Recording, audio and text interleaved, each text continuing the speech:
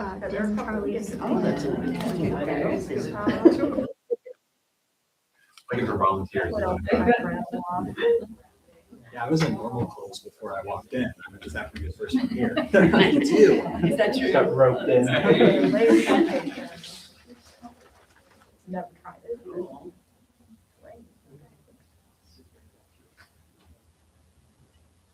Got very quiet. I'm excited. Yeah, we're wrecked. I'm just waiting.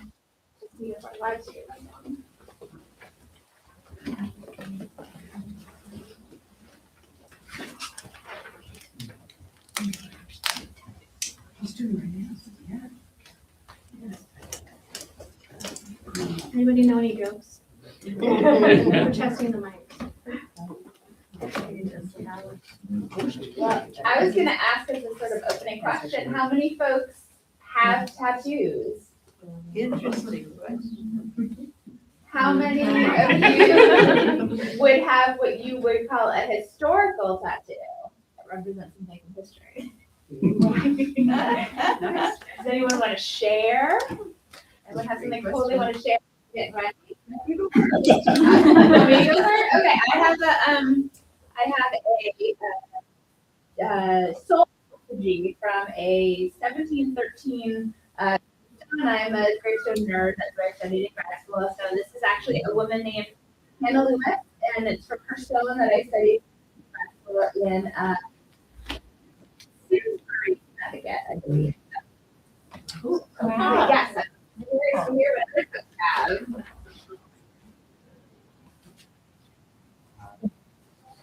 I have another Owen piece here of a colonial lantern. What if I land? The other ones are under my shirt. I don't know what the program is. I think it's a somewhat adult program. I mean, Charlie. Well, this guy's naked behind you. Yeah, true. Charlie's true. shirt off here. Yeah. Okay. I didn't want to interrupt the tattoo sharing. No, I just, if anyone It was feels, the you know. perfect time to interrupt. It was nice. Possible thing to interrupt. Hi, everyone. Welcome to Longfellow House, Washington's headquarters National Historic Site. My name is Beth. Just wanted to welcome you all here. And I also wanted to thank Owen Payette McGarry and Andrew, whose last name I do not know. Oh, Rowan. And History Cambridge for putting together this incredible event, working together with. So excited to see all of you here. I'd also like to send a shout out to Charlie, who's behind me, Charley Longfellow. Thank you, Charlie, for bringing this all together tonight. A little nerdy of him. If anyone is in need of restrooms at any point, all you have to do is walk across the gravel courtyard into the visitor center. That door is open, will be open for the remainder of the night. And if you have any questions or needs at any point, just let me know. I will be hiding in the room just beyond that door, doing live stream stuff.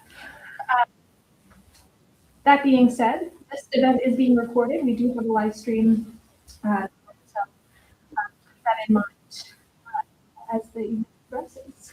And have so much fun. Thank you so much for being here. Now I'll turn it over to Mr. Payment.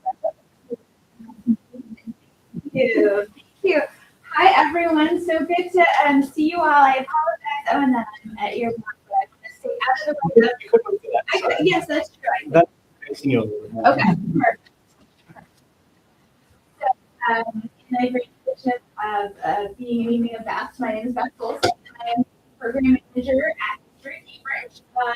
And those of you who I'm hard to believe that there may be some folks who don't know about History Cambridge, but in case you know, I'll just tell you.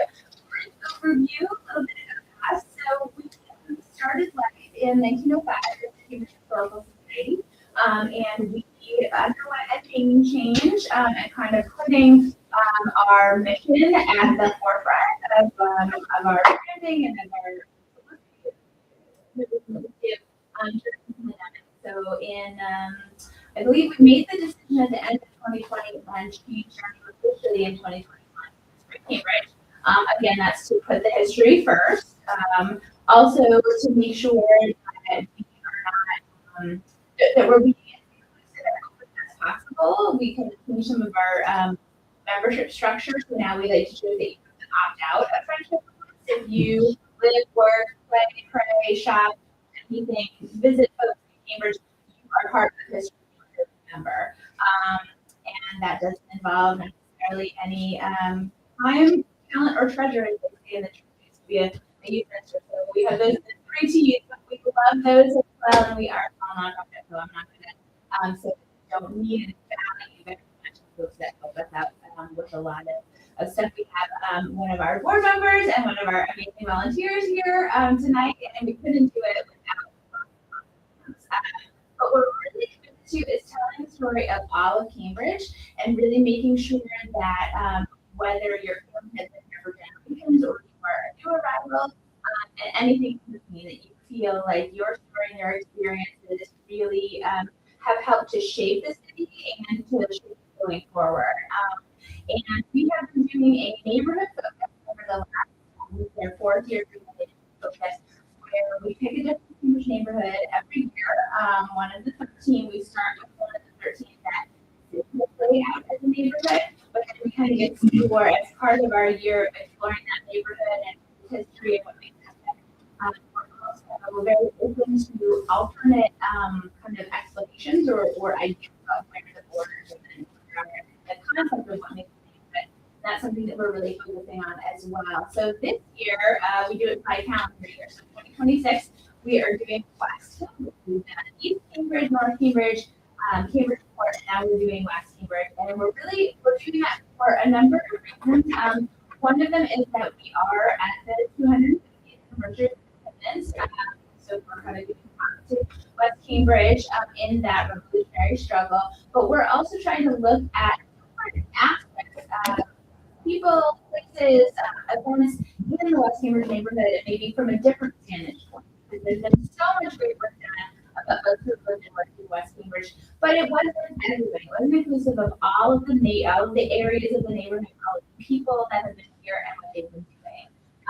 So we're very excited as part of that to be doing this program with Longfellow tonight. And it's been a really cool journey to learn a lot more about tattooing as an art form in the 19th century and how it compares to tattooing today, and also to learn about some of the ways in which folks like Charley Longfellow were able to bridge cultures and to travel through space, but also across different borders, cultural borders, economic and political borders. And I think this is actually really great that we are in here in the Carriage House, and there's a exhibit on the wall that I would encourage folks to look at, that is really about the Longfellow's travels around the world, and so that international influence right here in Cambridge, and how tattooing was a part of that cultural exchange. So without any further ado, like I said, I'm very grateful to Longfellow for helping us put this together. I'm very grateful for our guests tonight, our speakers, and our demonstrators. Owen Payette McGarry is one of our board members as well of the Chambers. He is a traditional tattoo artist specializing in historically inspired maritime work. Part of his practice is living history tattoo demonstrations to educate people on the history of tattoos and the lives of people who got them. And Andrew Rowan is a public historian specializing in the practices and cultural impacts of 18th and 19th century American trades and crafts. He is the curator and site administrator of the Eric Sloan Museum in Kent, Connecticut, and also serves as director of the Early American Industries Association. Okay, so welcome. My goal is to talk as little as possible and to let these folks really cook, as they can say. But I just, I have a ton of questions. I did a ton of research for this. But maybe interest, and I may break in occasionally and kind of clarify or be like, wait, I'm wondering about this. But we really want it to be a really robust demonstration discussion, and that includes all of you. So I would love to turn it over to Owen to open us up, and then we'll get to questions as we go along. Yeah, I'm just going to start a tattoo? So I guess I should sit here. Sorry, Charlie. So this is effectively the same way that tattoos would have been done throughout the 19th century, with a few exceptions. The tattoo machine itself was invented by Samuel O'Reilly in New York in the 1890s, early 1890s. But its use was fairly limited in the 19th century. As I understand, it wasn't really until the advent of World War I that tattoo artists in the West suddenly had a large influx of clients they need to move through quickly. So a lot of them transitioned to using the tattoo machine at that point. So pretty much all tattoos, at least in the West, would have been done almost identically to this.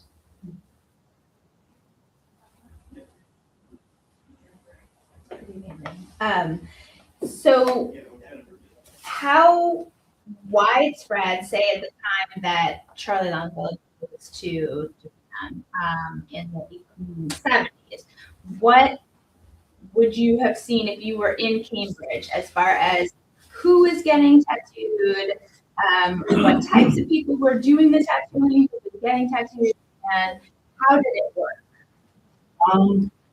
Tattoos at the period were more common than we think they are.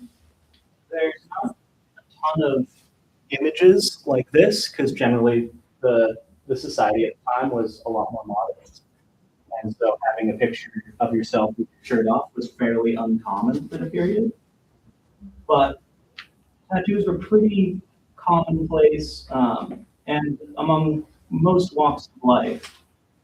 I know that Charley Goodart Weld also was tattooed in Japan, as were a number of other Boston socialites. It would have been common for people on pilgrimages to the Holy Land to have got tattooed there. It's a tradition that went back centuries. And actually the same family in Jerusalem has been tattooing pilgrim tattoos since like the 1300s. You can still, actually they have little like, carved wood blocks that they use as the stencil. And some of those date back hundreds of years. You can still get the same tattoo that someone might have done several hundred years ago. What are those images? The Jerusalem cross is a very common one. I mean, mostly religious imagery for the pilgrimage tattoos. But certainly that wasn't the only type of tattoo that people would have had at the period. We think of certainly soldiers, sailors, and criminals as getting tattooed. And it's a bit of, from my understanding, a data bias, because those are the people whose bodies were surveilled by the state. So we have records of their tattoos. But there's a lot of evidence that people who weren't in those professions were similarly tattooed. Men, not women. Both, absolutely. It may have been slightly more common. I've certainly read more accounts of them being tattooed, but Winston Churchill's mother got tattooed in her travels in Japan, among other European socialites and royalty. So it definitely wasn't exclusively men. Those up back here, she just explained what you're doing right now. Yeah. That was, Yes, absolutely. So I have a needle. This is actually the same needle that you use in a tattoo machine these days. And this needle is made up of a grouping of smaller pins, so effectively smaller needles. They're all soldered together. So this one is 9. I have 18 as well, slightly thicker line. And all I'm doing is dipping it in a little cup of ink. The ink is basically the same ink that would have been used historically. It's carbon and water. They put a little bit of alcohol in it these days to keep it shelf stable. And then I'm just pricking it gently into the skin repeatedly until an image forms. I already placed the stencil on before we started here, so that's the purple that you're seeing on there.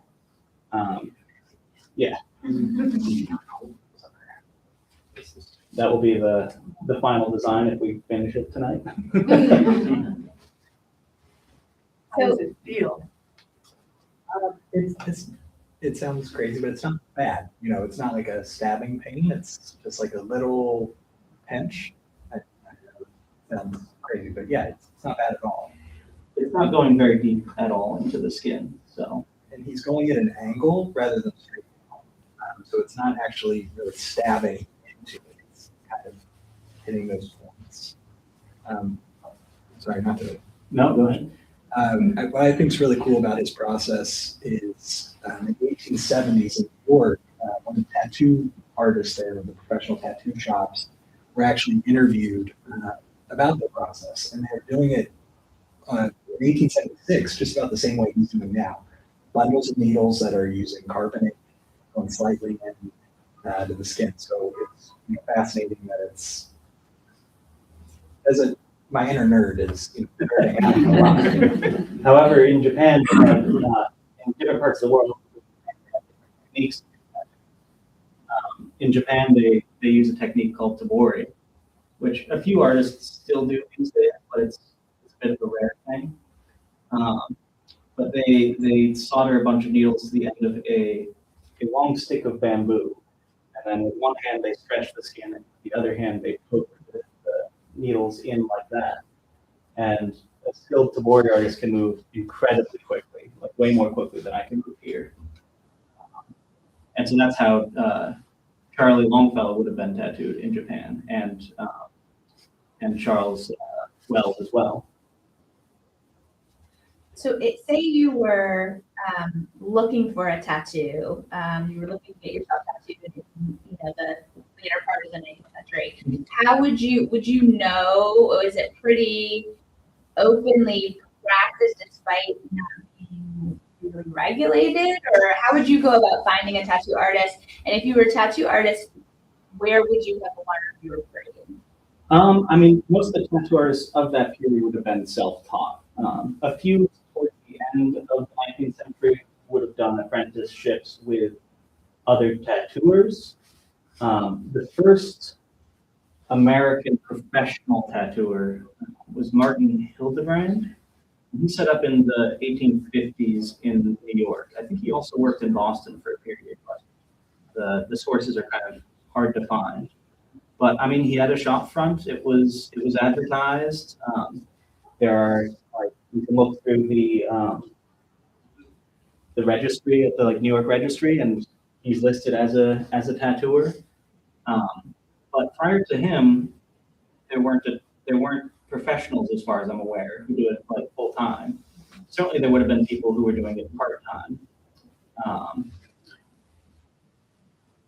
And a lot of it would have been not professional work, stuff that friends would have done for each other, stuff that shipmates would have done for each other.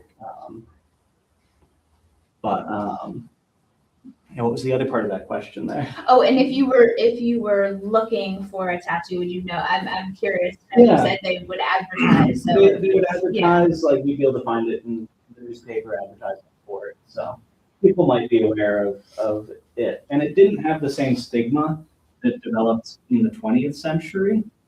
I think a lot of that stigma was kind of the post-war, nuclear family conservatism, clapback against a bit more liberal values. It certainly, the church was never super fond of it, but that said, there were portions of the church in North Africa, in Croatia, where it was very traditional to get tattooed, and the Jews and pilgrims would often get tattooed as well.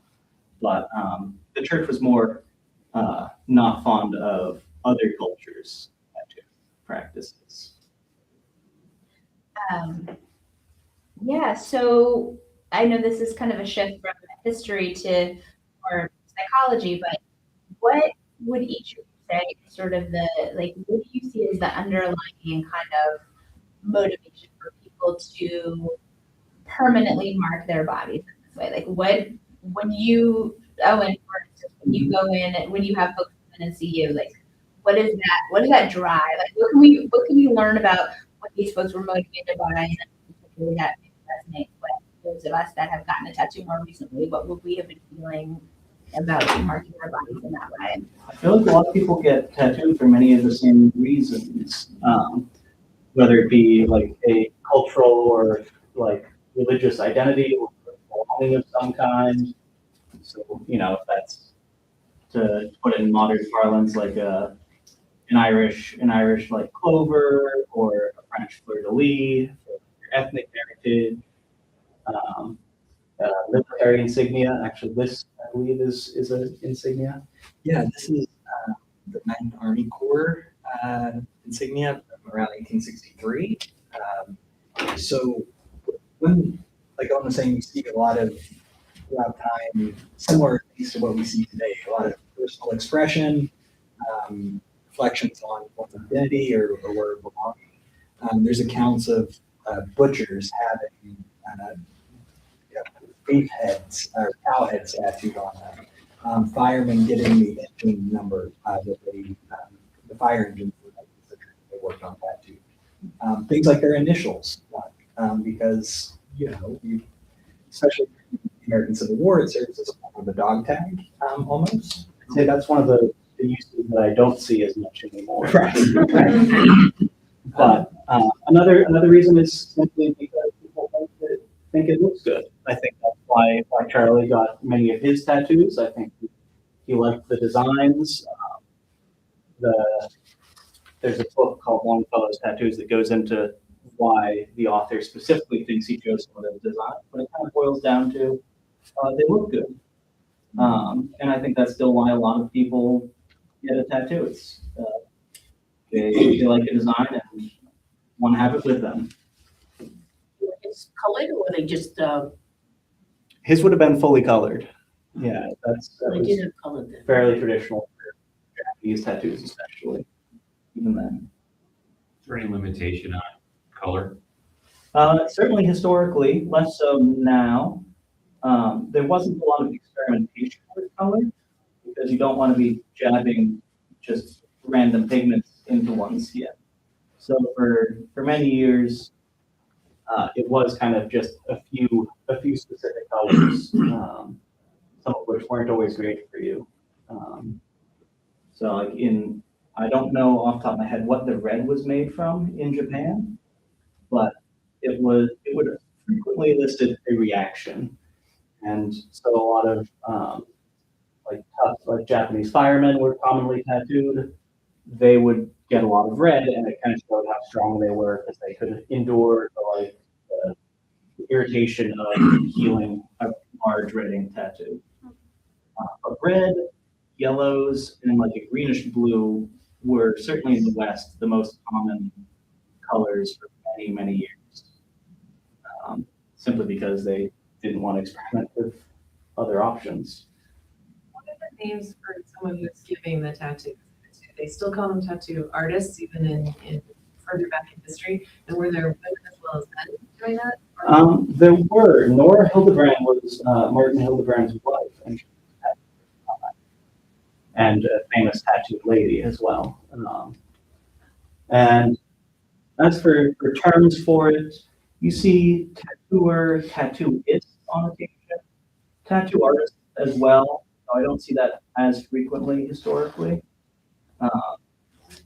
But many different names for the profession. And what's the going rate, in 1800? Oh God, I've got no idea, honestly. In 1876, report said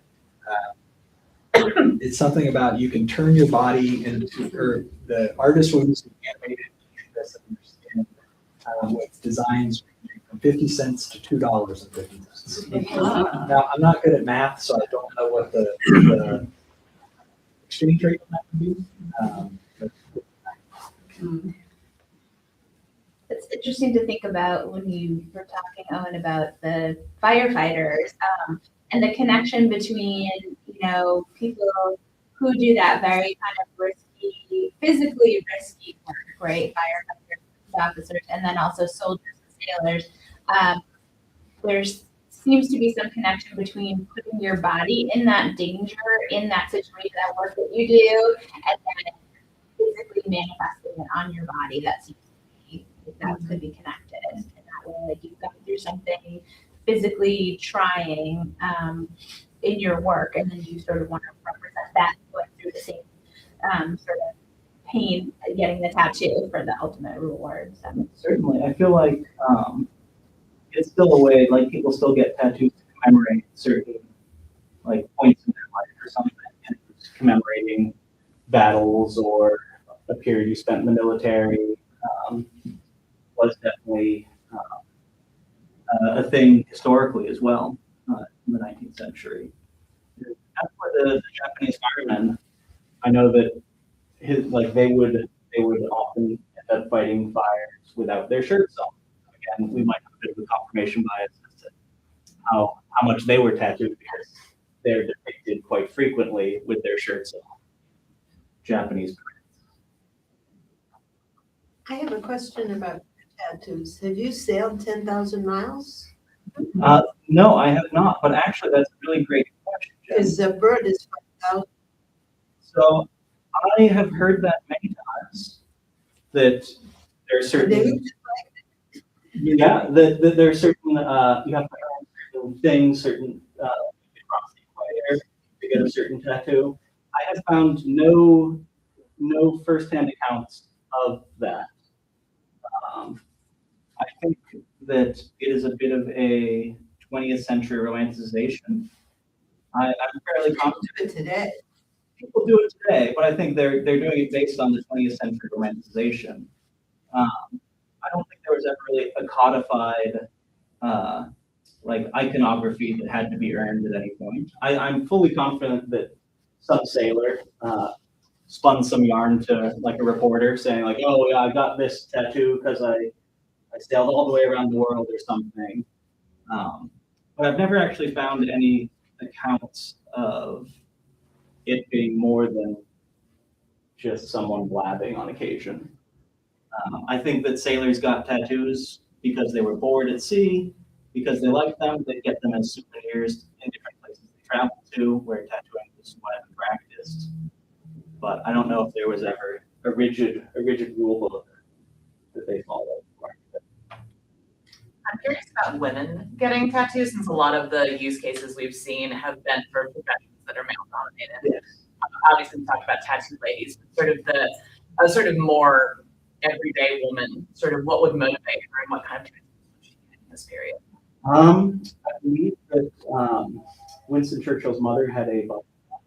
That was a fairly common motif I've heard for women, but Charley also had butterflies somewhere on his body. I guess there's a dragonfly on his forearm. I think I read about a butterfly as well. This looks like a butterfly. Yeah, that is a butterfly. So, I mean, I don't know, to be honest, exactly what they got, because again, there's not a ton of photographic documentation from the period, particularly of, with their bodies exposed in order to show off a tattoo. We're back to that confirmation bias. Precisely. Have you seen any original documents about post-tattoo health issues? Like you're taking a lot of precautions right now. Yes. That we didn't know back then. No, absolutely. Yeah, so historically, obviously no gloves, even until the 80s, a lot of our gloves, which is wild. They would not have a clean towel. They would often have a bucket with a sponge in it. And if you're lucky, they would change the water between clients, but you weren't always lucky. They usually had one set of needles that every client would get. And so infections were absolutely a risk. However, it's kind of astonishing how many tattoos healed without issue, despite the abysmal sanitary conditions. The needle really isn't penetrating the skin very deep, so infection is not super common, especially with modern sanitary techniques. But even back in the day, it was absolutely more common, but most tattoos would have still healed fine. How often are you called on to do an old-fashioned manual. What is the advantage of using a machine? So this is all I do actually. My full-time job is just tattoos. So every day I get called to it, or at least 4 days a week. But one advantage of hand poke tattoos over the machine are that they're a bit less abusive to the skin. It tends to heal a bit more easily.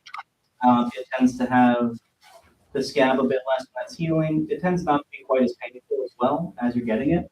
It does take much longer, however. And that's the big advantage of the tattoo machine, is that it could be done in probably half the amount of time, a third of the time that it's going to take me to do a piece. But people come to me for my specific hand poke tattoo work because they're interested in the history of tattooing. They're interested in just a different experience. I have a lot of clients who are in historic trades, blacksmiths, timber framers, and like to experience a different historic trade when they can, as well as historic reenactors who want a piece that looks like it could be period correct when they're in costume. Some of your favorite historic tattoo designs that you found, or your favorite places to find them? Oh, that was a question I wasn't prepared for. I love it through. There are quite a few books. There's quite a few tattoo historians these days doing really good work at unearthing and documenting historic tattoos. Actually, I have a book right there that I brought along with a huge collection, which folks can feel free to flip through. But in recent years, tattooing has been receiving a lot more proper scholarly attention, and I have benefited from that. There are a lot of good books out these days, a lot of original drawings. So a tattoo artist will usually produce what's called flat, and that is their preset designs. You'll see them like hanging on the wall in a tattoo shop, and the theory is people can come in and choose from the wall. These days, in the 21st century, it's a bit more common for people to get custom-made tattoo, custom-drawn tattoo. But certainly in the 19th century, most tattoos probably went them from flat, from a professional tattoo. And some of that flash still survives to this day from the late 1800s for artists. And so those are a great resource. There are also photographs and prints from the period that you can try and extrapolate from that make great reference materials. I personally really love kind of wonky tattoos, ones that are somewhat awkward in their proportions. I have a number of mermaids that I've come across and tried my best to I tidy them up in the sense that I make the lines cleaner, but I'll try and keep the awkward proportions as much as I can, because that's much of the charm of the piece. And I love doing stuff like that takes an original folksy piece and kind of keeps a lot of its folksy charm. So here I've done a first pass. This is how I tend to do my tattoos. I'll do a quicker dotted outline of everything, and then we'll go back in with the second pass to solidify all the lines. How are you feeling? Oh, great. Just checking. I'm so curious how this part of the talk came together. Just coming to get tattooed in front of a bunch of strangers. Well, I reached out to Andrew and was like, I need someone to be the subject. And I wanted someone who's got a bit of knowledge about the period themselves. Yeah, I was saying this earlier. It's of all the interesting things I've got to do through old-timey, education things. This is something I wasn't picturing. Do you have other tattoos? No, I have several others. I think all of mine except for two, Owen's done. But I don't want to move too much now, but happy to show them off later. But yeah. So I'm super interested, as we kind of have talked about folks mostly here and getting tattoos, adding in the element of travel. And sort of cross-cultural interaction was part of that, because obviously there were a lot of tattoo artists who had traveled and brought back designs and were given to the folks who were here, but actually as the subject of the tattoo, as the canvas, going to another place and having that marked on your body in some way, and particularly in, Japan is opening up to the West in a new way, or the West is way, however different perspectives on that. But there is more contact that's going on in the 19th century, and you see folks coming here. You see Japanese dignitaries coming here as well in that cultural exchange. So I'm curious, just in general, not necessarily limited to Asia, even though it seems to be prevalent in the late 19th century. But how do you all see that actual voyage making? You talked about the tattoos, but that actual physical visitation of another place and getting art imprinted on your body. I feel like it can be as simple as a souvenir, to be honest, for some people.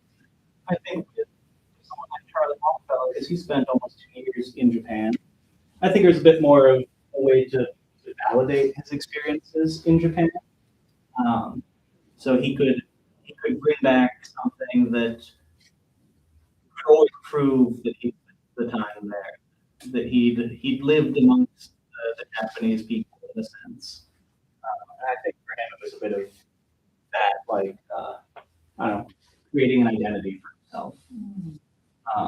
But I think a lot of travelers who might only be in Japan for a few weeks or in other parts of the world where they might get a tattoo just as a fun souvenir. They see it and it doesn't take up much room in their luggage, so it's very easy to bring back with them. And it's a novelty, because certainly while tattooing was practiced in the West, the Japanese tattooers were significantly more skilled than the Western tattooers of the period, and doing a very, very different style. So it was something that they would never have seen before necessarily, compared to a tattoo that might look more like this. Seeing something that looks like the Buddha on Charley is a pretty vast departure. And as far as I can tell, most tattoos in the West were not of large scale, where it's pretty typical they have to be basically the full force. Can you talk more about Charley Sullivan? Not Sullivan. Charley Longfellow. Charley Sullivan. Everybody knows. What about Charley Longfellow? How does he fit into the family tree? He is Henry Wadsworth's son. I believe he's the eldest son. Someone can probably correct that. Yes, the son of the poet. So would this have been considered at all like rebellion on his part because he was sort of raised in society? Would he have come home and put it off in a rebellious way, or would he have hidden it once he got home? No, how does that play out? I don't think it was really considered a rebellion, at least the rest of his life was. He was a bit of a playboy, a party boy, but I don't think tattoos, like I said, they didn't really have that countercultural stigma at the period. Certainly him moving every couple of years to a different country and not holding a job was a rebellion of sorts, and the tattoos were emblematic of that, perhaps. But I don't think he was pretty open about the tattoos. There are many photographs of him, like showing off his tattoos. So I don't think that there was any. Like, I don't think his parents would have been mad discovering them. He wrote them describing the tattoos. It wasn't treated in the same way that it would be now or in the 20th century. I'm correct in thinking that in Japan these days, do they have rules about tattoos in bathhouses? They do. So after Japan was forced to be open by the Americans, well, I guess going back, in Japan there's a long history of sanctuary laws. It regulated clothing historically, and once America forced the opening of Japan, Japan tried very hard to westernize themselves in many ways, including adopting Western dress. They specifically outlawed like the top knot haircut. And with that, they kind of developed a stigma against tattoos in Japanese society because they saw it as old-fashioned, not part of the modern world, and that stigma persists to this day. So many of the tattoo artists, even in the late 19th century, would be tattooing many Japanese clients. It would be mostly for the sake of visitors and foreigners. Can you talk a little bit about the connection specifically between tattooing and changing ideas of sexuality, especially I would say for both men and women, and kind of how tattooing is used differently when there are changes to like viewing the body, displaying the body, and how that plays into sexuality. I think that's the main connection there. Like, I don't think the tattooing itself has much to do with at least that period, with sexuality, with gender. But the faux pas of showing off one's body would have factored in, and so having a tattoo somewhere you could show someone might be a bit of a fun little secret or something like that. But other than that, like, I'm not sure exactly if there's a huge intersection. If there is, I don't know much about it. There might be, and it's not my realm. Song, Marx Brothers, Bobby Groucho singing Lydia, oh Lydia, Yeah. Lydia the tattooed lady. Yeah. Sure, with you. Well, and certainly the tattooed ladies were a sexual objects. They would be displaying their body for money, effectively, and it was definitely marketed as see the tattooed ladies like beautiful artwork, and that we're in part going to see. But they're also in part going to see a woman who is very partially clothed. I think that's actually a good example of the intersection there. And most of the tattooed ladies were like fairly conventionally attractive at the time, which definitely would help them get more eyes into the tent. So can you talk, Owen, a little bit about how you have seen the technical process change as far as legalization and how that has all like, because legally you couldn't tattoo in Cambridge until after the year 2000, Yeah. 2000. So can you speak a little bit to what you think of as like the reasons behind that and the implications of like what does it mean to keep something for law versus legalizing it to change the vibe of tattooing or the how you see your practice Yeah, of it. definitely. There's a good book on the subject by author Darren Gray, called Loud, Naked, and Three Colors. And it follows the trajectory of a family, the Liberty family, who are based in Scully Square in Boston. And we're based there as tattooers from the early 20th century, I believe, late 19th century perhaps, until it was outlawed in the 60s. And it was outlawed, I think, in part, again, like I said earlier, in a kind of conservative backlash against what was seen as something more rebellious, more like marginal in society. But the official reasoning was a hepatitis outbreak. However, most accounts these days agree that there was not in fact any hepatitis outbreak related to tattooing at the period. There were definitely some cases, undoubtedly, but I don't think it was a widespread problem. But New York moved before Massachusetts and outlawed tattooing specifically immediately prior to the World's Fair. And I think that the idea was to kind of clean up the neighborhood, get the riffraff out of there. And so that's why it was outlawed in the first place. And so here in Massachusetts, people would go down to Rhode Island often or up to New Hampshire for tattoos until 25 years ago. And because of that, I would say that particularly Providence has a much more robust tattoo culture. There are many more artists who've been there for many years, a lot more inherited knowledge. And frankly, you see more people like on the street with tattoos. I think Massachusetts, the culture is kind of finally catching up to some extent. So me just doing hand poke tattoos, I'm able to make a living doing that now, but perhaps 15 years ago, it might have been much harder to get a job at the shop.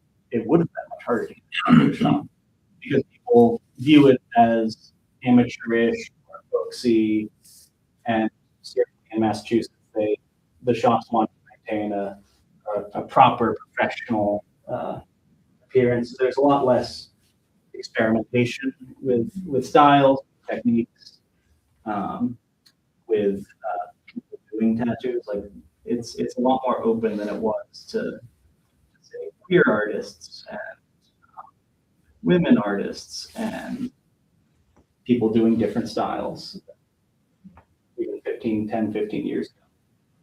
Are any places in New England where it's still Not that I know of. There might be towns in Massachusetts. There are certainly towns that don't have regulations on the book because no one has tried to do that. I forget what town it was, but I was talking to someone trying to open a shop in the town and having to go through a lot of hurdles because they just didn't have anyone who would inspect a tattoo shop. But as far as I know, it's legal everywhere these days. What are your thoughts on age? In what sense? I work at a high school. Lots of people travel to Connecticut. I mean, I don't think it's a good idea for someone under 18 to get a tattoo for many different reasons. I'm not going to stop an 18-year-old from getting a tattoo, but there's only been a couple of instances where I've told someone that, like, oh, maybe you're too young for a specific piece. I did have an 18-year-old who wanted a lot of piece on his hand. And I've done several tattoos for him at that point. And normally I don't object to doing tattoos for people. I was just like, calm down, like, this is prime real estate. You're gonna want this later. Like, you don't want to blow through this prime real estate when you're. All right. What's the Connecticut age? 16 with consent. Yeah. Now, have you been to New Zealand? I have. I actually used to live in New Zealand. Did you? Then is it the Maori? Maori, yes. Very I think it's tattoos, right? And the women have tattoos on their faces. Yes. Whereas the men don't. No, traditionally the men would have actually more tattoos on their faces. The women would just have the lips and the chin tattooed, whereas the men would often have sometimes the nose out in the cheeks, sometimes the forehead and the cheeks, like the whole face covered. And I mean, it's not as common as it would have been. I mean, historically, you wouldn't, like, in the 19th century, you probably wouldn't have met a Maori person without facial tattoos. Nowadays, you will see them on the street, but it's not nearly as common. But what's really interesting is that New Zealand has really strict protections for traditional Maori tattoos. They're called tamoko, the face tattoos. So you will see parliamentarians with face tattoos, and you cannot be discriminated against like a job because of your facial tattoos in New Zealand. So they're slowly trying to claw back that piece of their identity. And there's a few artists down there who do it very traditionally, and they'll do it in the marae, in the traditional meeting house, and it's a large ceremony with family involved and everything. But it's certainly not as common as it once was. Is it religious or cultural? Yeah, it's a cultural thing. my understanding was that you would kind of inherit elements of the tattoo of the Tomoko from your parents. So one half was traditionally from the mother's side and one half was from the father's side. But the artist would work to make them still feel balanced and symmetrical. So it wasn't an exact replica of like your mother's tattoo necessarily. So would somebody recognize somebody's family through a tattoo? Most likely. In fact, early documents between the crown and different Maori Inuit, like the tribes, the documents be signed with a drawing of their Tomoko because they didn't have which to sign their name. But that was how they would identify themselves. Do you study tattooing in other countries? I am fairly self-taught. I did end up actually kind of getting started to some extent when I lived down in New Zealand. But so I didn't have a Maori like master teaching me or anything. It was just me teaching myself and learning on friends. The regulations in New Zealand are significantly more lax than they are around here. I think in large part so they don't step on Maori tattoo traditions. Is there an issue with like cultural appropriation? I mean, it's like, can anyone go down there and say, I want Maori face tattoo? So yes, there are some issues with that. Very few Pakaha, the like European New Zealanders, will have the like Tomoko with the face tattoo. But it's pretty widely accepted that getting Maori imagery tattooed in other places is perfectly acceptable. So you will see a lot of European New Zealanders with like a forearm tattoo that has Maori imagery. And by most accounts that I've heard, people don't seem to have an issue with that if that person has like a solid connection to New Zealand. You know, if they're a New Zealander, if they lived in New Zealand for a long time, then it seems okay for them to have that. But the Tomoko itself is fairly sacred, so I don't think that many Europeans would try to get the Tomoko. And it certainly wouldn't be taken well if they did. Are there guild or trade associations with different tattoos?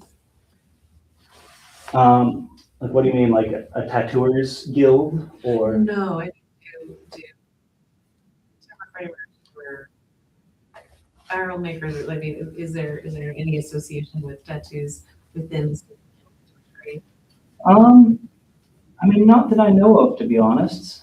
I would say certainly my experience, chefs tend to be quite heavily tattooed. But I don't think it's necessarily a requirement.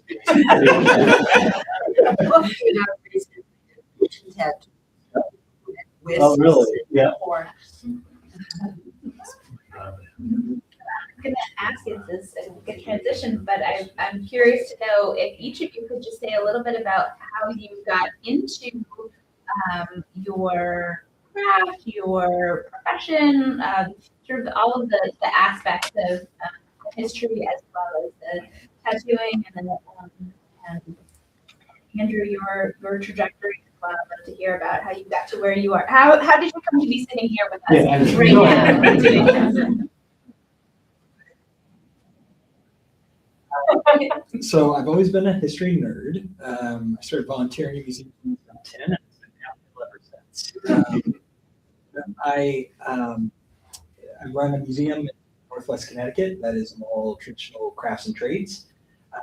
So a few years ago, how I actually met Owen was through part of our mission is to promote and preserve early American crafts and trades. And a lot of times we think of that as being timber framing, blacksmithing, knitting, things like that. But we wanted to highlight something that would shake up the northwest corner of Connecticut. So we had actually posted a small or skull as a carpenter's mark on a set of tools. And he commented saying if he had worked with someone whose last name was Bones, and maybe that could have been that thing. And being a small museum staff, I was like, well, what is this? And I clicked on it and saw his work. And long story short, we ended up having a residency looking at this process. tattoos from start to finish. I got to go through the whole library and collection there, and got like silicone art tattooed at the museum. I think it's still part of the collection. It's isn't still it? part of the collection. Anytime I can, usually tell the vibe of a visitor. They have some very cool tattoos, and it's a slow down. Like, want to see something cool? I don't always let them know I'm pulling the silicone. Usually freaks them out a bit. I forget about it. What was your museum? The Eric Sloan Museum, Kent, Connecticut. You have to understand, Eric Sloan is super traditional, like very clean, sanitized woodworking. So it's like Right. there's a lot of contrast. Right. It was a great tie-in for us, especially he was a professional that did a lot of pen and ink illustrations. So In it those was books. what Yeah. that in books, yep, Exactly. yep. So 38 books, about 5,000 works of art. But a lot of his illustrations are pen and inks. So it was a great transition for us as a museum to show Owen's work in a different form of black work illustration. And it was very much my work during that residency was very inspired by Sloan's work. And then myself, Yeah. I used to work doing building traditional wooden boats. I lived on Martha's Vineyard and worked at Ken and Benjamin building wooden ships. And that winter decided I needed a maritime go-kart practice hobby to keep me sane during the very lonely Martha's Vineyard winters. And so I started tattooing my own legs and started doing inspired by the stuff that I was finding at the shipyard. That was my main focus at the time. I never planned to do it for other people at that point, until that is I moved down to New Zealand, and friends down there saw my thing and said, "Oh, you do some of that for me," and then learning that it was totally legally kosher in New Zealand to do that. I eventually started tattooing other people. They started bringing their friends to me eventually. When I moved back to the States, I got a job at the shop eventually. Have been doing it for quite a few years at this point. I got started, I guess, in like 2014. So it's been going for a while. I have not yet. I honestly don't know if I'm ready to. I still am definitely learning all the time, even though I've been doing it for 12 years or so now. And so I don't feel confident that I have enough information to give someone necessarily, but maybe someday. Are there really, really good tattoo artists versus normal average tattoo? Oh, absolutely. This is a whole range. A massive range. And you can probably find them all right here in Boston. So what makes it a wonderful I mean, very clean lines, good ability to draw, to create their own work. They're not just downloading something, tattooing that. But the craftsmanship of the tattoo itself, the even gradients, shading, the cleanliness of the lines is super important. But there's lots of little things that go into it as well. Stuff like applying the stencil is way more important than it seems, because if the stencil is applied, say when Andrew's arm would be bent like this, then when his arm is kind of resting naturally, it would look awkwardly stretched. Because considering little things like that are super important. But yeah, there's a wide range. There are celebrity tattooers these days. Followings. It's a whole strange world out there for sure. Did Charley have a tattoo? The man in Japan who tattooed him is named Hori Cho, and he is incredibly well regarded tattooer. He tattooed, oh God, who was it? He tattooed some of the English royalty and one of the Danish kings as well. people would go to Japan specifically to seek out that one artist.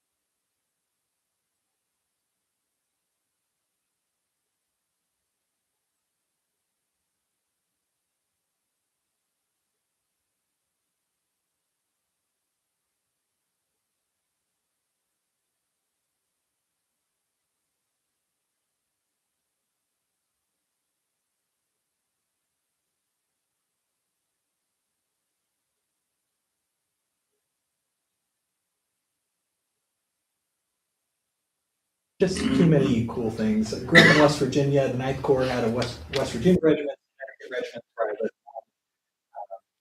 Just a nerd.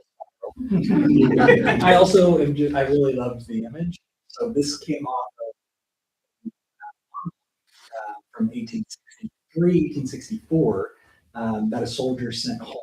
So this was part of a envelope that had his corps insignia on it. So there's just a lot of history of, especially in the Union Army, of guys who are very proud of their core heritage. Is there any documentation of guys getting the badge as because it's like kind of like you were talking about dogs, right? So them doing that. There's no direct evidence, but we do see. So as I was saying earlier, there's a little bit of a bias to see it because a lot of times Union Navy actually recorded body markings on folks that were in the Navy. So we see a lot of say people in the Navy and seeing their but then we also see from different. I've never realized how hard it is. You also see prison camps where Union soldiers are incarcerated for either being deserters or committing other crimes while in service in the Army.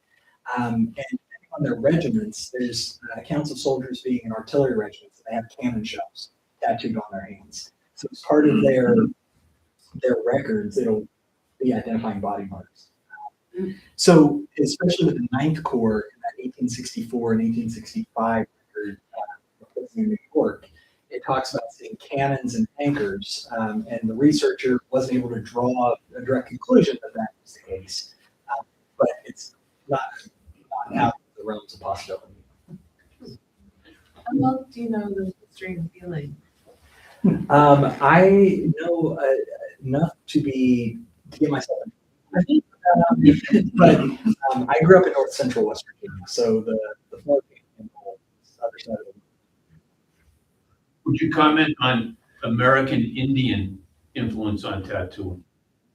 I can certainly comment to some extent that tattooing was pretty widespread among different Native peoples in North America.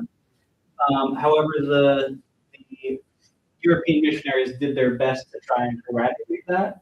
So I don't think there was a lot of influence necessarily on Western tattooing from the Native American tattooing cultures. I think at the time they tried to keep culturally very separate. With that said, there's a lot of evidence that many more Native peoples were tattooed than we originally thought. Prior to Captain Cook's voyage, there wasn't a name for the craft of tattooing in English. the term tattooing was brought back from Polynesia by one of Captain Cook's voyages. There's a bit of a myth that tattooing wasn't known in the West at all, but it absolutely was, just not by that name. So a lot of the documentation of North American Native peoples describes whether they be painted or pricked or any number of similar words, which to the modern reader is kind of ambiguous. So if it says that a tribe was painted, does it mean that they had literal paint on the outside of their skin, or does it mean that they were tattooed? And there's increasing scholarship to indicate that many of these peoples were in fact heavily tattooed. But that didn't catch on with the white neighbors apparently. No, I think the cultures were so separated at that time that that there wasn't much crossover. You do see accounts from like the 1840s of not necessarily a direct cultural crossover as far as tattooing, but relying on native tattoo artists to get work done. And I'm blanking on the guy's name now, but he was from Marblehead. He first sailed when he was 12. He went from Marblehead to New York to Canton, and then spent the rest of his life sailing. In the 1840s, he's in Polynesia, and he talks about he and his shipmates being so utterly bored that they go on shore, and there's a guy there, a native tattoo artist that they just knew as Old Joe, and that they would take turns borrowing the books off of the boat, off the ship, and that guy, you could take and show him a woodcut of a book or an illustration, he would be able to copy it. Reached that. Yeah, they don't really go into describing images, but doing his interpretation. I think a lot of the ways that kind of thing would be done, they would do scrimshaw often by taking like a piece of a magazine, print from a magazine, and holding it over the tooth, and then poking through the magazine clipping to incise the tooth, or at least to get a dotted line or size beyond that. I suspect that tattoos have been done very similarly in that period. I used to work at a 17th century site below Richmond, Virginia, that interpreted the Powhatan people of Virginia pretty regularly, or the cultural practices in the 17th century. And I think we're all familiar with Pocahontas. James Henricus, Jamestown, James River settlements. But she, by the accounts, is described as having facial tattoos. Or what we would know them as today, but that her skin has been pricked with pigment. So when you watch Disney's Pocahontas, there's obviously a lot of errors with that. But I don't think facial tattoos is the first thing we think of when her name comes up. We have all the John White paintings they did Absolutely at Roanoke, but I was reading about them and why they painted them. We know, like, whether they're like Owen was saying, it goes back and forth because there wasn't a true word for it. And 5 years ago, I was there all the time.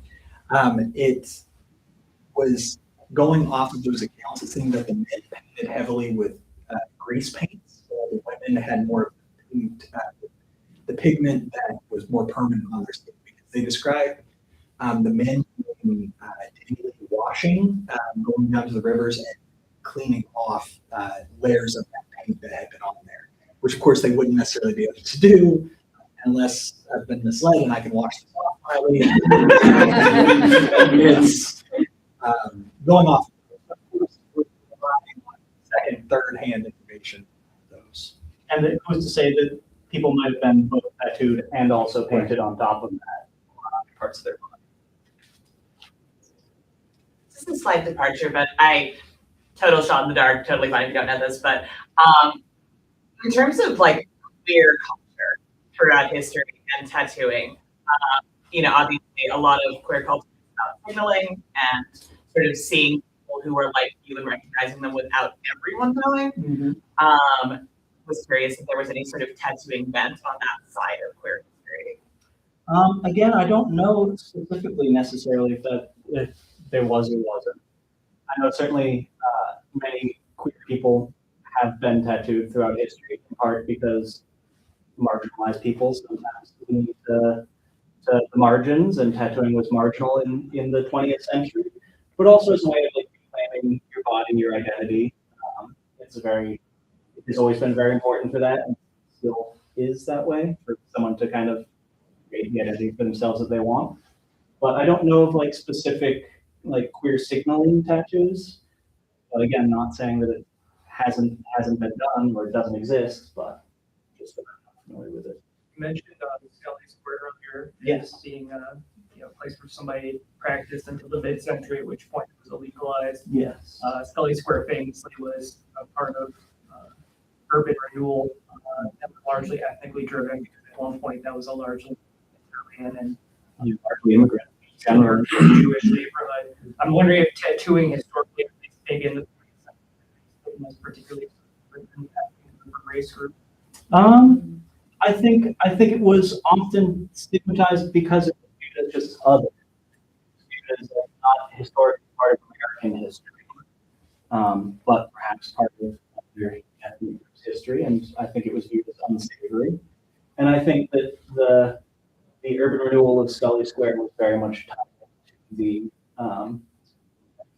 outlawing tattoos, that same kind of moral panic, ethnic separation, to put it lightly. It was all tied together, right. But I don't know if it was directly linked necessarily. Because a lot of it, like Skelly Square was an urban renewal, they were saying like, oh, this is a ethnic slum, and and similarly, I'm wondering if tattoos like, oh, that's an ethnic thing.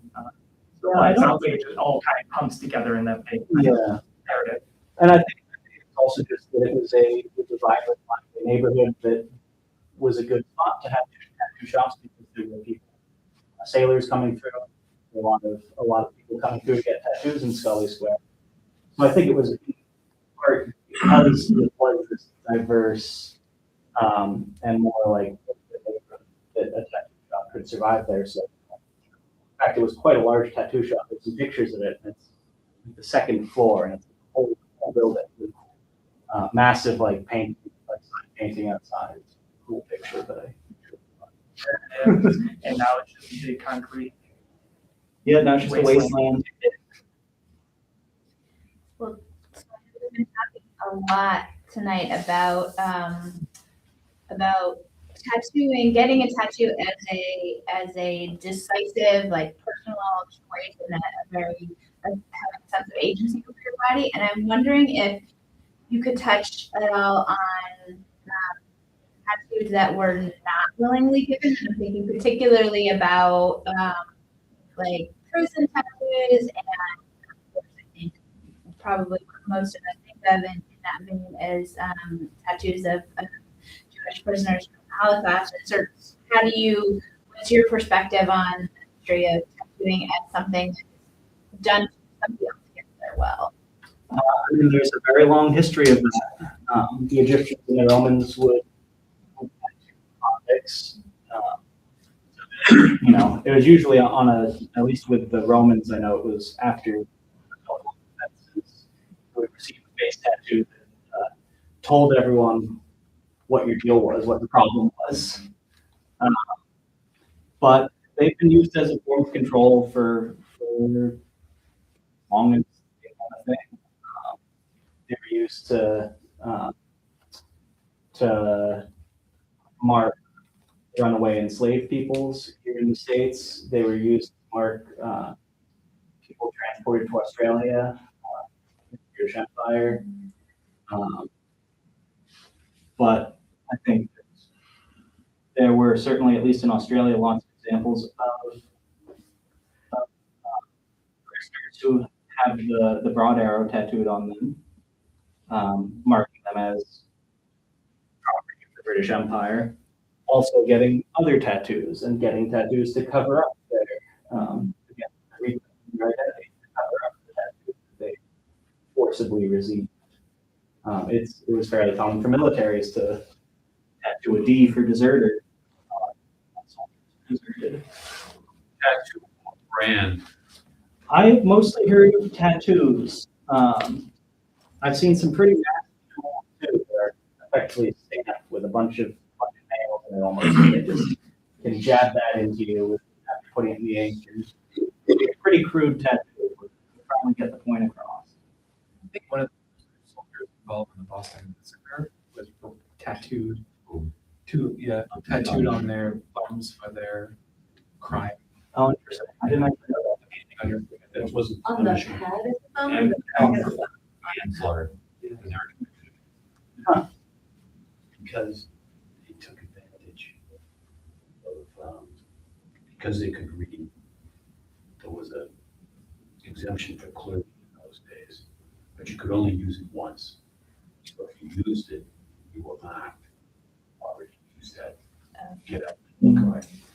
So it wasn't as an infliction of pain or punishment as much as a, don't let it. Excuse me, yeah. So I understand.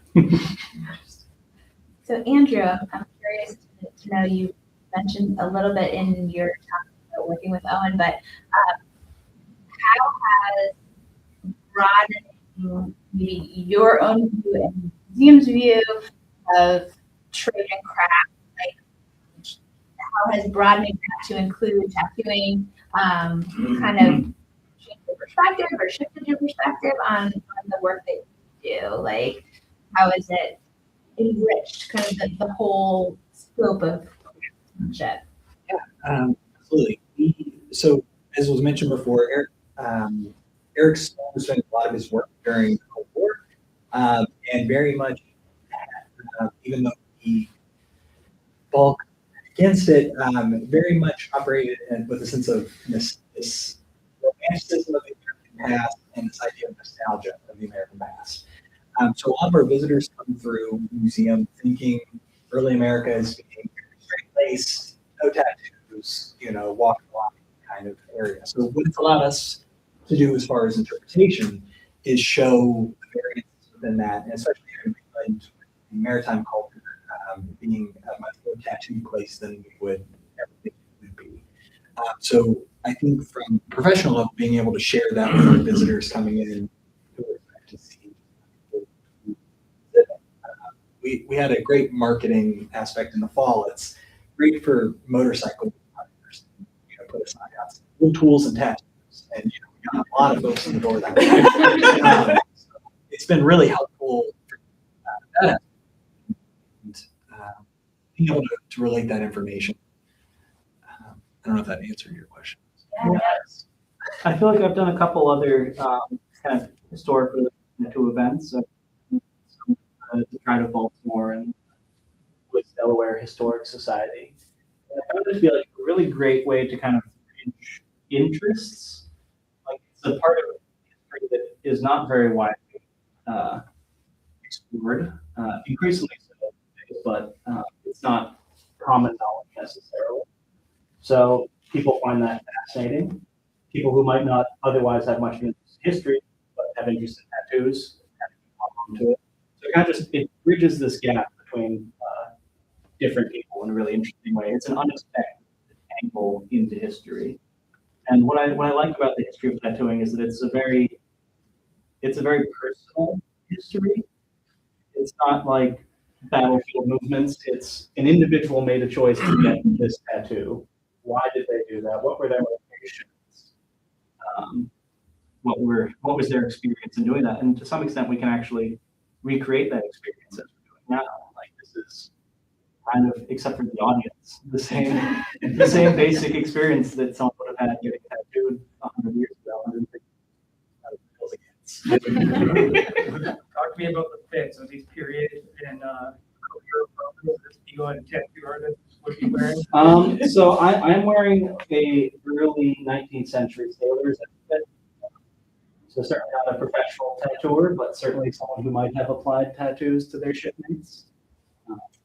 And then on the other side, I'm in that mid to later 19th century, looking at maritime sailors, and just kind of it switches from being kind of loose, baggy clothing to more of what we consider workwear today.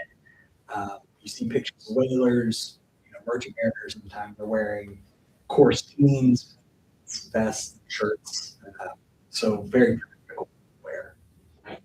Oh, is your hat a wrinkle hat? It is indeed. What hat? This is a guy in summer. A local hat. Historic hats. I was just saying, a straw hat version. It's like right now. Did you able to do your own arm? Yeah, I've actually done all the ones on my left forearm here.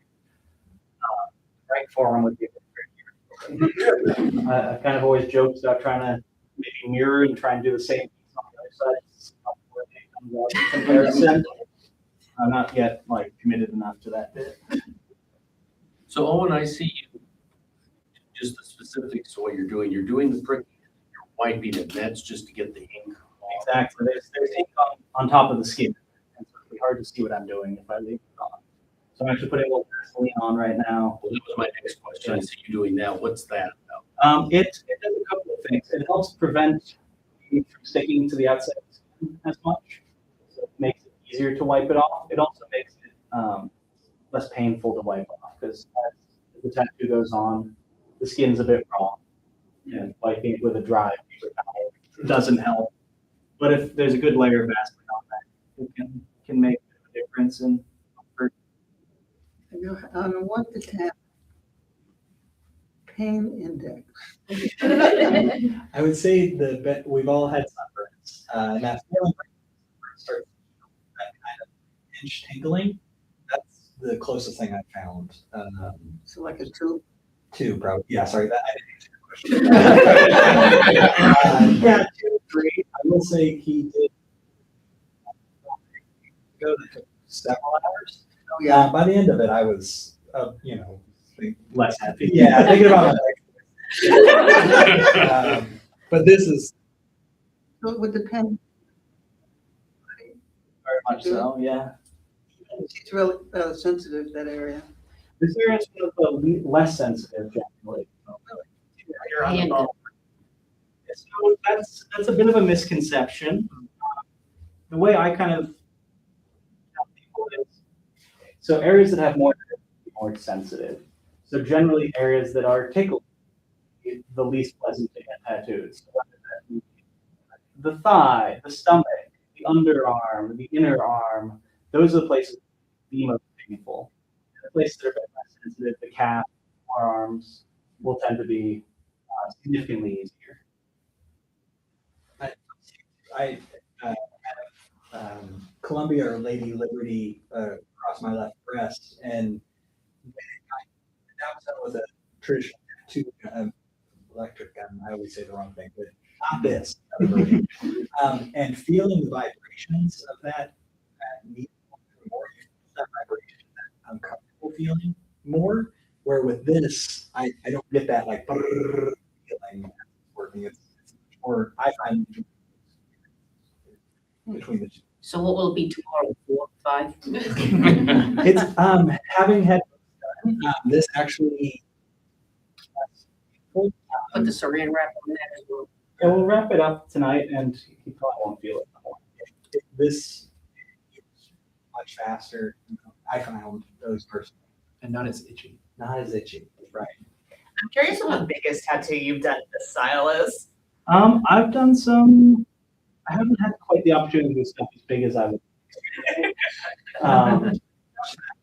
If you're interested.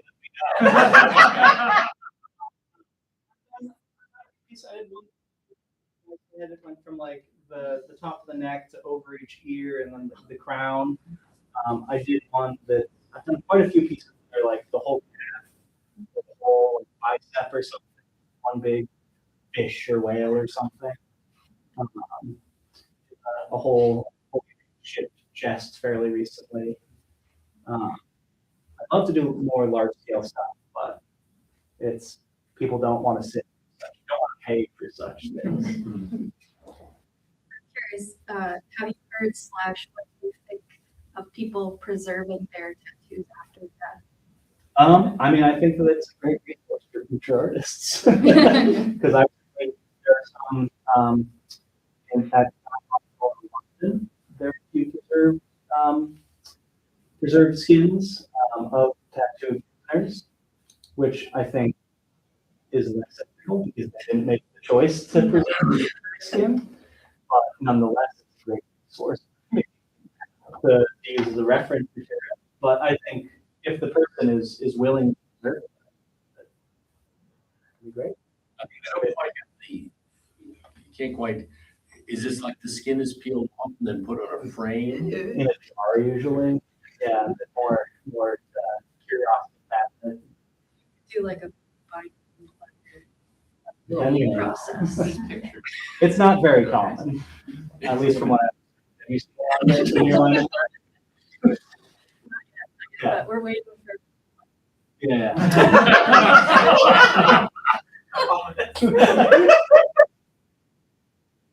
You just sign your tattoo? No, the client pays well and they have ownership of it. Though the ownership of it has been a really interesting legal debate recently. One of the large sports video games at one point had depicted all the athletes with all their tattoos, and so sued. And it was their work that was depicted, and it became a large legal battle, and now the athletes are their tattoos, which is strange if that's like a large part of their identity is having a bunch of tattoos. Personally, I think that once they're out of my sight, fully to the client, do what they want with it. They can use it in however they need. I actually had I had one recently. A client I spoke to had campaign Hinge, and actually sent me a release form, which wow, I didn't expect anyone to care enough. But I had to put this on the photo, so my consent to use it. Would the Japanese sign that? No, I don't know of any culture where that was a common. There's no legal problem taking a copy of the image and putting it on. It's marginal. I mean, I think generally, yeah. But generally, I have get in trouble for something. Certainly, it's considered pretty poor taste if you just take someone else's tattoo and do it as your own. But also, that's what a lot of traditional American tattoos have then, is just a small body of work that is passed around to every artist, and they all just recycle the same stuff. But these days, with more people doing custom tattoos, it gets a bit more. Would you potentially tell someone, I will not put that? Oh yeah, yeah. Can you give us an example of something you would? I mean, so people have brought me, like, just will show me other artist's work, say, I want this. I won't do that. I can draw, same subject or whatever in my own style, but I'm not just going to copy and paste that. But as for like subject matters that I want to do, I have a few ones. I don't do portraits, and that's one that comes to me quite frequently. And it's because I just don't think I can. My style is very minimal, and I don't have the skill to really capture an individual pet's essence. And I don't want to promise a client that I can do that and then show up with a drawing and like that's not. But there's also stuff like sometimes people bring in a symbol, I'll have to Google it to make sure it's not a fascist symbol or something, and it usually ends up just like some anime symbol I've never seen before. That's totally fine. It's always good to.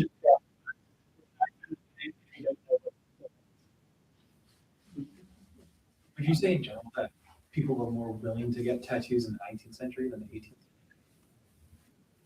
I don't know, to be honest. Just from like newspaper ads, I mean, you're talking about runaway servants. It's like the only century. There's you seem to find more. There's definitely evidence of people being tattooed in the 18th century. There's more documentation in the 19th century of the photography being a thing, with just more being just really more accuracy. There's more evidence of tattoos, but I think that they were still relatively common. A friend of mine, a player, did a whole master's kind of like researching 18th century tattoos. They're finding them out there. You can find evidence of that in paintings and in prints, but again, you don't get photographs like this from that period. So. It was frowned upon in I mean, I don't know if it was explicitly frowned upon necessarily in Puritan New England. I don't know if Puritans expressly had anything for it. I mean, certainly they wouldn't have liked native tattooing than native and other. But, if someone went to the Holy Land and got a tattoo. That's what it was all about. Well, I want to be very mindful of our time. It's just after 7:30. That flew by. Talk about. I would first of all like to say a huge thank you to both of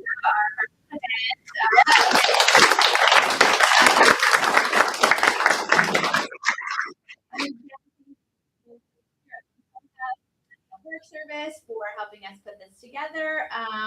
We're thrilled to be able to partner with them and other folks in and around Cambridge on these really important programs. We like to say that we do history and, so this was definitely a history and night. We would love, if anyone did not register at the time, that just means you don't have your would love to have you see Marika, our director, who's standing up back there on your way out. If you didn't register and like to answer your email address, we'll sign you up for our newsletter, which comes out about once a month, other stuff that we're doing, our programs and events and things that we're up to in the community. And we'll also be sending out an event survey with some resources from tonight. So you can do some more investigation. But we really like to get your feedback for all of our programs. I'm sure we're bringing you the stuff that you are curious about. So thank you all so much. This has been wonderful. Thank you, Ranger Beth, as well. And we look forward to seeing you at our program. If people want to see the finished thing, a second, if any of you are interested in signing up for the Longfellow House Washington Center newsletter, we would love to stay in touch with all of you. Thank you so much for coming, and thank you to Street Cambridge and Ellen and Andrew. Thank you. Thank you.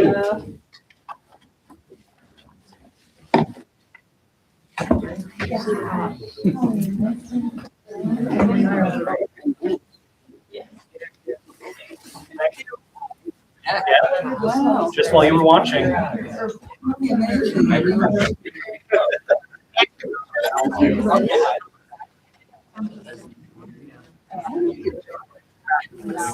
so Awesome. Thank you. Yeah.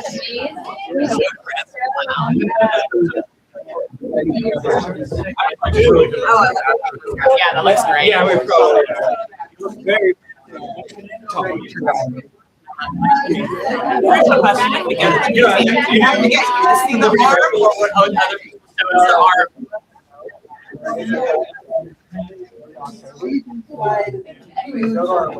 Yeah. I have a friend who does. Okay, awesome. It's so funny that women